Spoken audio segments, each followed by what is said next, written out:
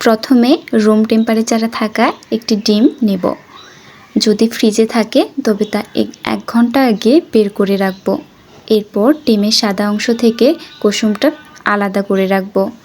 Half cup পরিমাণ চিনি দিয়ে এখানে 2টা কাঁটা চামচের সাহায্যে এটি ভালোভাবে মিশিয়ে নিব। এটা অনেকক্ষণ যাবৎ মেশাতে হয়, প্রায় 10 মিনিটের মতো। যদি হ্যান্ড ব্লিডার থাকে তাহলে এই কাজটি 2 মিনিটে সম্পূর্ণ করা যায়।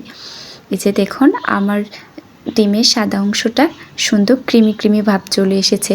এই পর্যায়ে আমি ডিমের হলুদ অংশটা দিয়ে সামান্য পরিমাণ নেড়ে একসাথে মিশ্রিত করে নেব।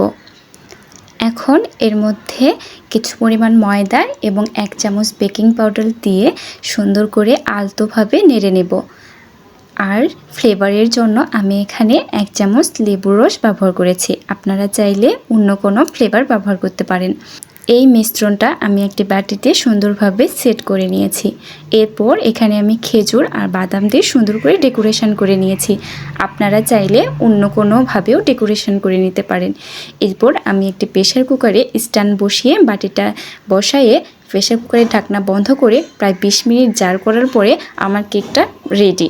এই যে দেখুন আমার কেকটা সম্পূর্ণভাবে কুকড হয়েছে। আপনারা চাইলে এভাবে বাসায় কোনো প্রকার হ্যান্ড ব্লিডার এবং ওভেন ছাড়া বাসায় প্রেসার কুকারের সাহায্যে এত সুন্দর কেক বানিয়ে খেতে পারেন। এই যে আমার কেকটা আমি আপনাদের খুলে দেখাচ্ছি, কত সুন্দর স্মুথ এবং নরম হয়েছে আমার কেকটা। আপনারা চাইলে এত কম সময়ে এত কম উপকরণ দিয়ে বাসায় এই সুন্দর স্মুথ কেকটা বানিয়ে খেতে পারেন। দেখেন কত সুন্দর স্মুথ হয়েছে আমার কেকটা। এটা খেতে দারুণ টেস্টি এবং সুস্বাদু হয়েছে।